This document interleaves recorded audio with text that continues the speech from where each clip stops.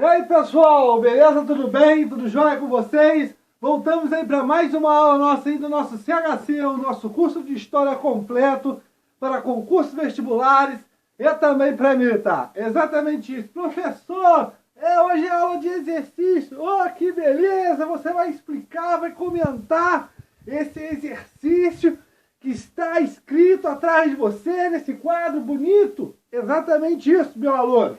Está escrito aqui, exercício CHC, curso de História completo. Mais um recurso para vocês aí, para ajudar vocês aí na sua prova, seja um concurso pré-militar, vestibular, Enem, seja o que for. Esse exercício sobre História do Brasil, eu vou aqui comentar ele para vocês. É um exercício, se vocês fizerem, você vai falar assim, professor, por que você está fazendo esse exercício?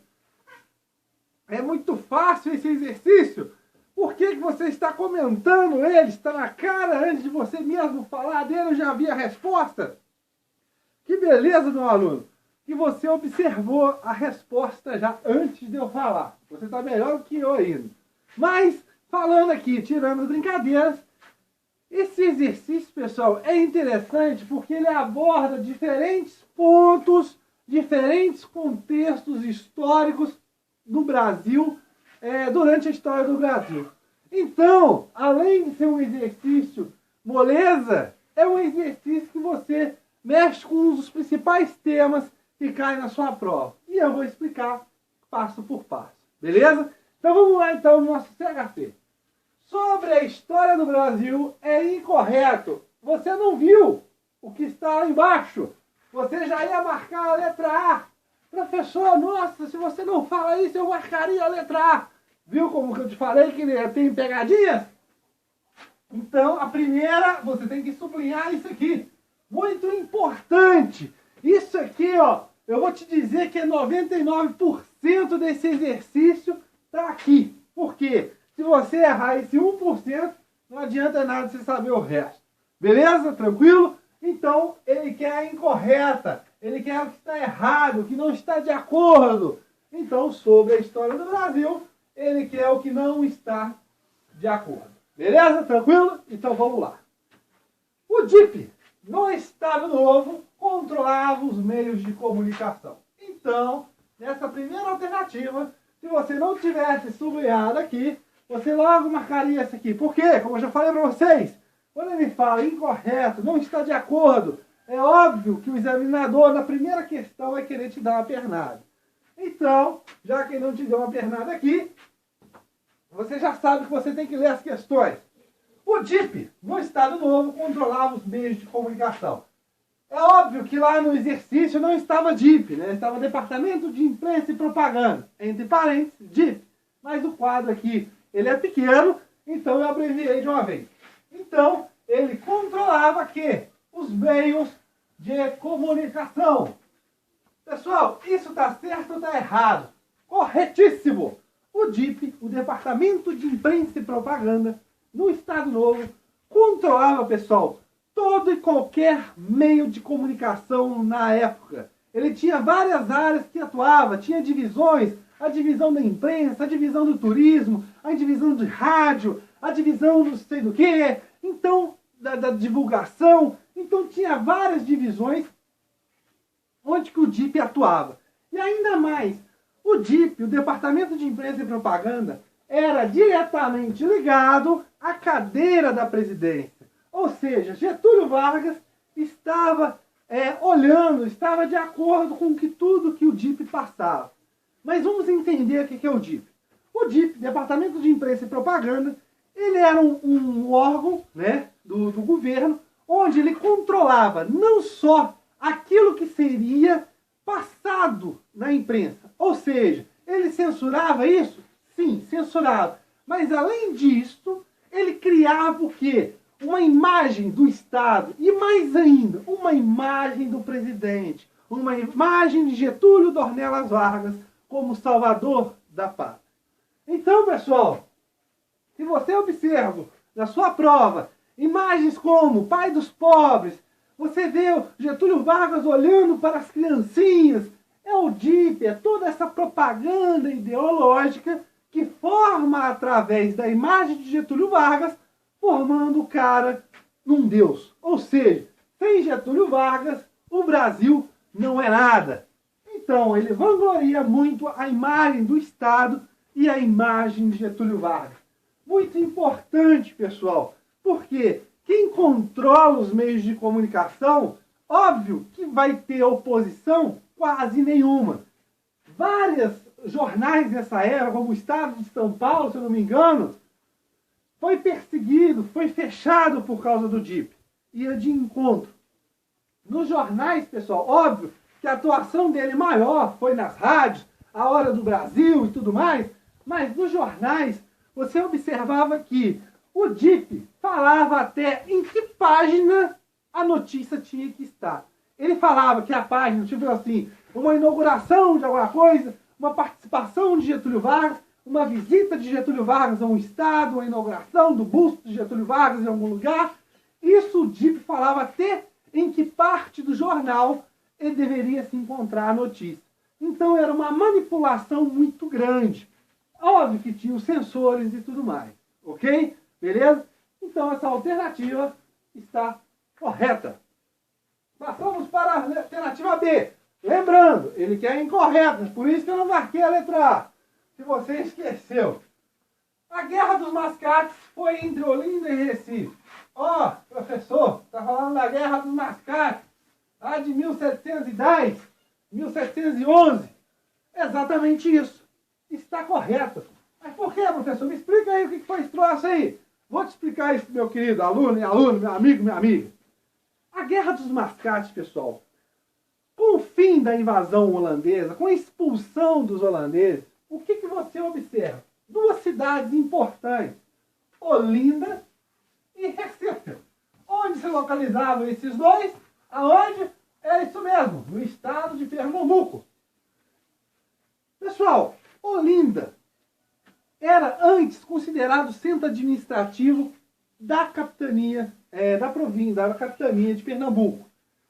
Em Olinda, pessoal, nós temos importantes pessoas que compõem o cenário político, que ditam as regras da localidade, todos os poderes políticos, todos os controles políticos se davam através de Olinda e principalmente de uns caras chamados senhores de engenho. Exatamente isso. Os senhores de engenho organizavam a vida política de Olinda e comandavam, óbvio, a Câmara Municipal de Olinda. Ok? Ok. E Recife? Recife, pessoal, era uma cidade, né? Um lugar que era atrelado, ele não era autônomo, ele era atrelado a Olinda, onde você observava o quê? Vários comerciantes portugueses também. Tranquilo, pessoal? Comerciantes portugueses. E Recife, pessoal, após a invasão holandesa, com Maurício de Nassau, Conde de Nassau, o que você vai observar? Olinda, pessoal, vai ficar até de fora, muito por causa da geografia, difícil forma de proteger, entre outros. Recife é um lugar mais fácil de se proteger, e ainda mais, Recife se torna um grande centro administrativo para os holandeses. Ok? Os holandeses, eles formam mudanças, geram mudanças em Recife, gerando que Recife, pessoal, fique mais importante economicamente do que Olinda. Ok? Beleza? Então Recife começa a se despontar.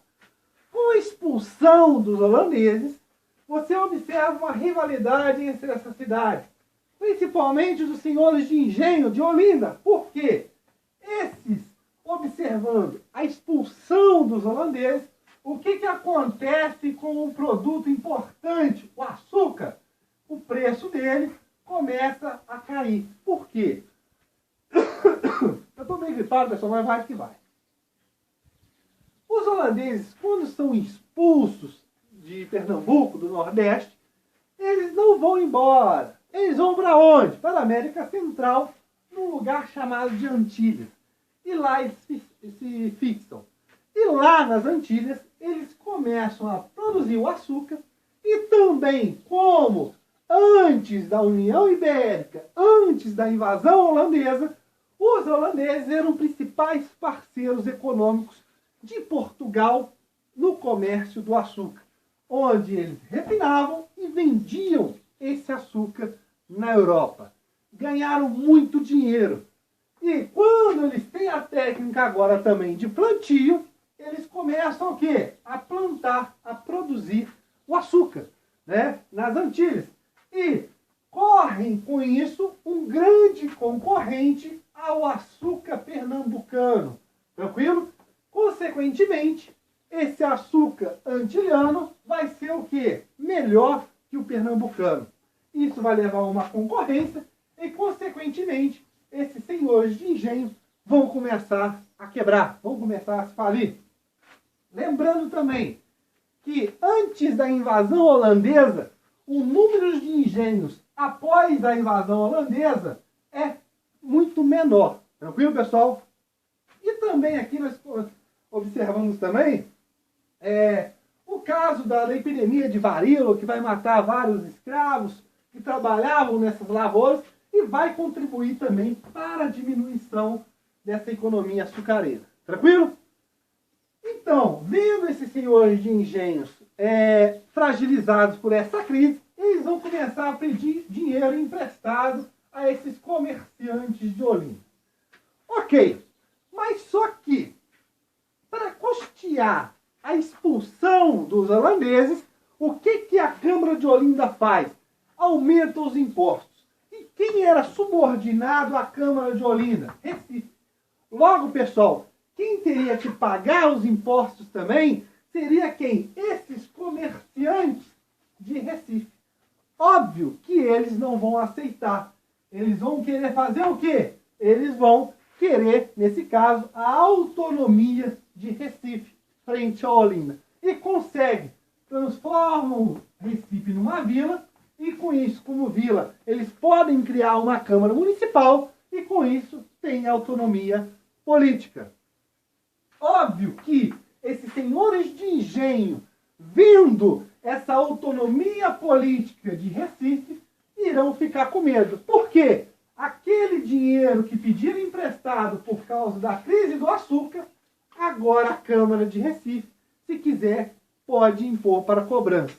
Então, o que acontece? Começa a chamada Guerra do Mascate. Olinda invade Recife, depois Recife retoma e pega Olinda. O final dessa guerra se dá através de uma intervenção da coroa portuguesa, que manda um novo governador. Esse governador dá uma preferência maior para Recife, continua com a sua autonomia e ainda mais prende vários senhores de engenhos que participaram dessa guerra. E mais ainda, após um tempo, Recife se torna como centro administrativo político de Pernambuco. Entenderam? Essa foi a Guerra do Mascate. Uma relação conflituosa entre Olinda e Recife. Tranquilo? Principalmente por causa do açúcar, da crise do açúcar, e também por poderes de administração política. A letra C, então essa está correta, ok. A letra C, vamos pular a letra C, porque ela é errada. Mas espera aí, vamos passar para a letra D. No período regencial tivemos diversas revoltas. É exatamente isso. Verdade. Por quê? No período regencial, nós temos inúmeras revoltas que irão acontecer no Brasil. Farroupilha, cabanagem, entre outras. Balaiada e várias outras. Que vão ocorrer num período que é chamado regencial, porque o Dom Pedro I abdica do trono a favor do seu filho, Pedrinho, mas só que ele era novo, não poderia governar, então é instituída uma regência que é provisória, depois vira permanente, trina, depois vira una. Mas só que a regência, lembrando, era uma cláusula que estava na Constituição de 1824, então era uma coisa legal. E nesse período regencial em que o imperador ele não pode governar, você tem pessoas civis, nesse caso, que irão governar o Brasil. Nesse contexto todo, em províncias que não têm uma estabilidade local muito segura, acontece as tais das revoltas provinciais. Essas revoltas provinciais, óbvio, são disputas políticas locais. E nesse caso, há um grande medo, quase que o Brasil vira uma divisão de vários países.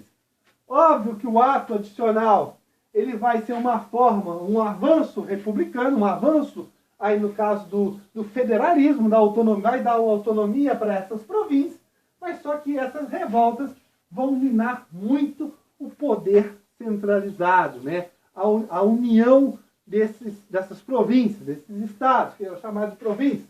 Tranquilo? O que acontece? Eles vão dar uma revolta, vamos dar uma reviravolta, vai acontecer, o pessoal vai perseguir essas revoltas, o pessoal do governo central, vai começar uma centralização de novo, o chamado regresso conservador com Araújo Lima, e depois teremos o quê? O golpe da maioridade, que será o quê? Possar o Dom Pedro como rei, Dom Pedro II, beleza? Então essa resposta está correta. A resposta incorreta é a letra C. Por quê? Desculpa aí, gente. A Revolução Pernambucana foi de caráter nativista. E ainda mais, ele pôs entre parênteses, sem separação. É muito interessante, pessoal, por causa dessa palavra aqui, nativista. E, claro, sem separação. A Revolução de Pernambucana de 1817, pessoal, é uma revolução com ideais, né, pautados em ideais iluministas, ideais da independência dos Estados Unidos, né, das 13 colônias. Então tinha um ideal liberal, um ideal iluminista. Pregavam a ideia da república. E olha só, pessoal, se prega nativista, pessoal, nós temos duas coisas aqui muito interessantes. Eu vou pôr aqui, ó. São movimentos de caráter nativistas e emancipacionistas ou separatistas. Nesse caso, pessoal, aqueles que são de caráter nativista são aqueles movimentos que têm uma briga local entre elites locais, mas não tem a ideia de separação da metrópole. A ideia de proclamação de independência, separação, emancipação não tem. Já os movimentos emancipacionistas ou de separação tem sim a ideia de separação, a ideia de separar, né, do abuso da autoridade, entre outras coisas. E aqui, pessoal, na Revolução Pernambucana, ela se caracteriza por uma revolução emancipacionista, ou seja, de separação da metrópole. Por quê? O que eles falavam aqui na Revolução Pernambucana? Lembrando, o contexto, 1817, a família real está no Brasil. Ela está fugida do avanço napoleônico na Europa, vem em 1808 e fica até 1821. Então, a família real se encontra nesse contexto. Óbvio que não vem só a família real, vem várias pessoas da corte da família real. E as pessoas, os brasileiros que moravam aqui no Brasil, nesse caso, eles não tinham a possibilidade de chegar a cargos públicos importantes dentro do Brasil. Esses cargos públicos importantes, faltou um R aqui, eram muito dados para quem? Para portugueses. Então, essa distribuição de cargos para portugueses, ainda mais o comércio muito era controlado por portugueses, o luxo da família real que se situava no Rio de Janeiro, como o processo de urbanização do Rio, como o sustento do luxo da corte, isso levava à cobrança de mais e mais impostos. Também arrecadação de dinheiro contra Napoleão. Então, esse todo dinheiro, esse abuso de autoridade, esses impostos cobrados, comerciantes que vão em português privilegiar, vão dominar o comércio, e ainda mais cargos públicos importantes que era dado a portugueses, vai levar a uma revolta, a um movimento, que vai ser o quê? De libertação. Tranquilo? Outra coisa interessante também, pessoal, que vai contribuir também, era o preço do escravo, que estava ficando mais caro por causa dos movimentos abolicionistas que estavam acontecendo na Europa. Tranquilo? Mas voltando. Aqui, pessoal, nós observamos ainda mais uma ideia chamada de antilusitano. Ou seja, o pessoal da Revolução Pernambucana era contra essas pessoas portuguesas que ficavam nos melhores cargos, nas melhores posições dentro da sociedade. Tranquilo, pessoal? O que acontece? A Revolução eclode, aí nós temos casos aqui de Frei Caneca, e de entre outros, a Revolução começa, a tomada de Recife, a proclamação de um governo provisório republicano. Então, é um movimento separatista que dá certo, que consegue o objetivo mesmo durando pouco tempo, mas chega ao seu ponto.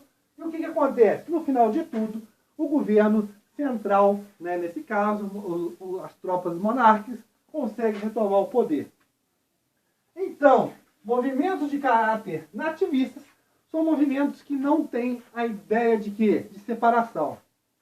Guerra dos Mascates é um caso de movimento nativista. Revolta de Becker, também. Movimentos separatistas, de separação. Revolução Pernambucana, Inconfidência Mineira e Conjuração Baiana, os principais. Tranquilo, pessoal? Espero que tenham gostado. A resposta é a letra C. Nossa próxima aula, veremos mais um exercício aí, não sei de quê, né? Porque aqui na resolução de exercício, eu comento para você quase que a matéria toda. Eu te dou uma aula, meu filho. Valeu, pessoal, e obrigado aí.